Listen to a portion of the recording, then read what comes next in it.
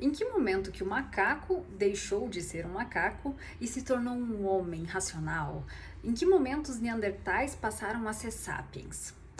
Se eu te perguntar agora qual é o ser mais evoluído da Terra, qual seria a sua resposta?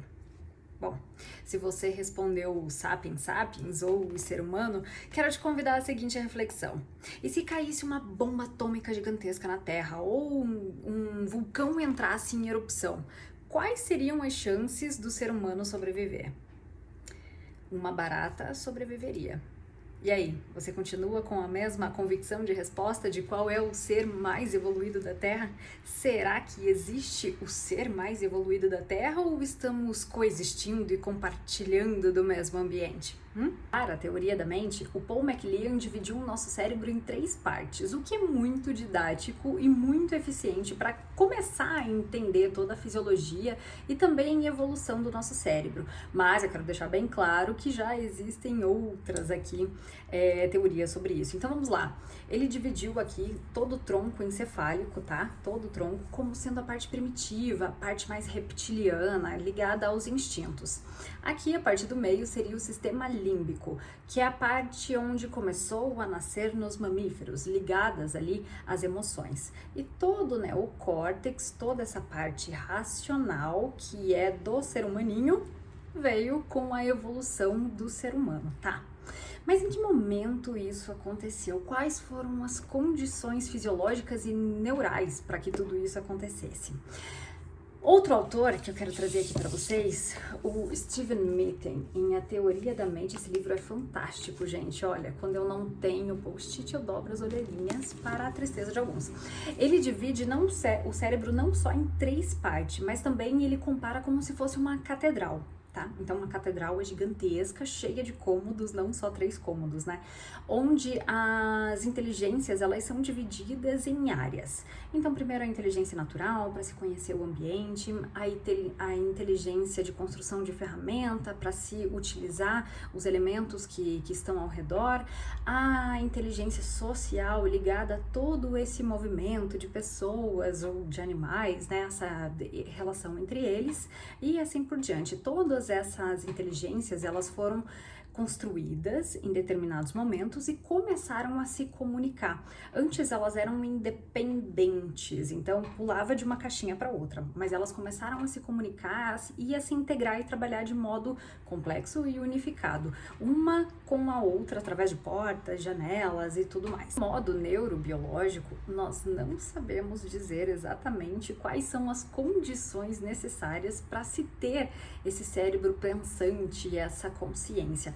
Até porque, se nós pegarmos os mesmos neurônios e colocarmos em ambientes controlados que tenham a mesma disposição química e física da cabeça de uma pessoa e se direcionarmos esse grupo de neurônios a ter as mesmas experiências, jamais teremos uma outra pessoa, ou melhor, uma pessoa igual. Nós teremos outra pessoa, porque existe uma comunicação que nós não sabemos dizer ainda exatamente como funciona, que ela vem de dentro para fora e de fora para dentro.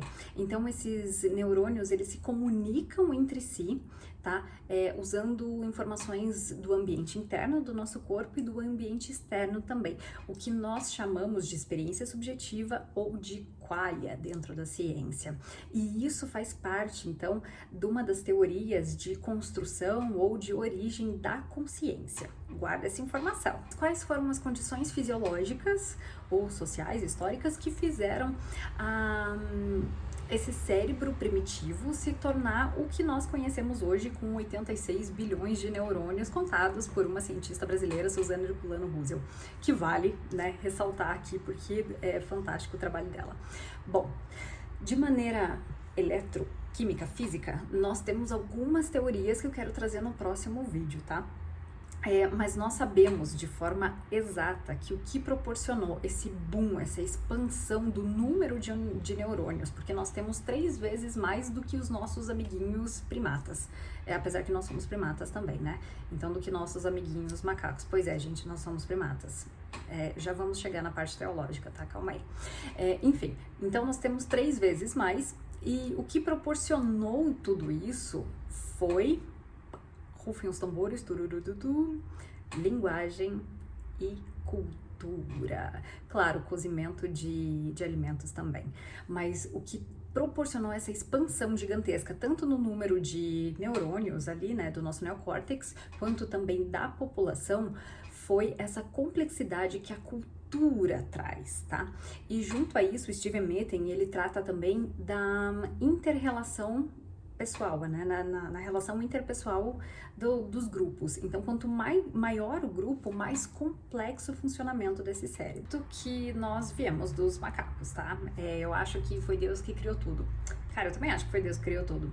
E é engraçado porque dentro das teorias de cosmovisão, é muito louco.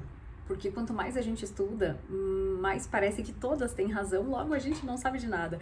A teoria de Terra Jovem, por exemplo, que diz que a Terra foi feita há mais ou menos 7.500 anos atrás. Cara, foi encontrado tutano dentro de fósseis, então faz muito sentido.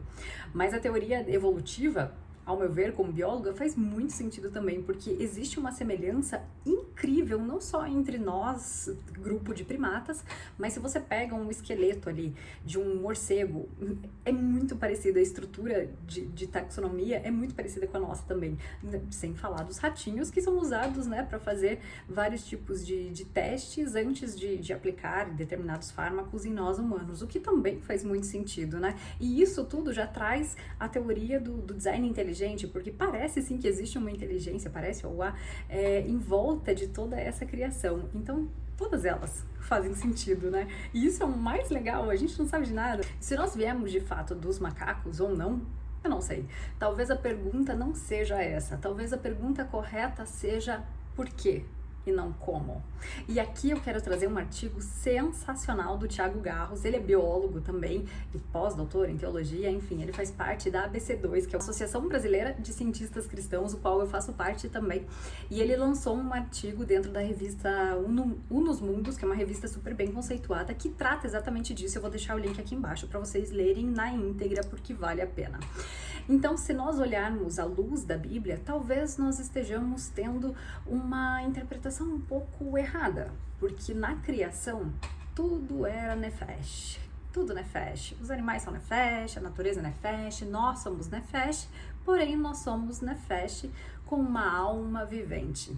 E talvez aqui seja a nossa semelhança de fato com Deus, não só pela estrutura fisiológica, física, né, por ser bípede, ter dois olhinhos, enfim, não é só isso, mas sim pela função e também pelo relacionamento. Nós fomos criados, segundo a teoria do Thiago Garro, para cuidar desse jardim que foi nos dado. Não só do jardim, mas também uns dos outros. Fomos criados para sermos realmente, de fato, interdependentes, né? Porque se você olhar o nascimento, por exemplo, de um cavalo, de uma égua, de uma vaca, sei lá, o bichinho nasce e já sai andando, já sai num rolê dele todo ali, né? Agora, se um ser humano nasce, ele precisa, para sobreviver, ele precisa dos outros, e nós precisamos um dos outros também. Então, talvez esse seja o nosso legado aqui na Terra, sermos cuidadores desse jardim, cuidando uns dos outros, cuidando também de toda a natureza e termos uma relação direta com o Criador e uma relação, né, entre nós aqui, o que constitui também a nossa consciência. Então, essa relação também aumenta o nosso nível de autoconhecimento, de autoconsciência e também de responsabilidade, só que isso vai ficar para um próximo vídeo, que esse tema é lindo, maravilhoso, e eu quero trazer um pouquinho mais sobre ele aqui também. E aí, tá curtindo o assunto? Você concorda com tudo com o que eu tô trazendo aqui? Se não concordar também tá tudo certo, gente. Deixa aqui nos comentários e sigam a página da SUP lá no YouTube, porque além dessa sequência de vídeos, nós também estamos fazendo o Superlativo, que traz vários debates aí da ciência para aplicarmos aqui no dia a dia. Tchauzinho!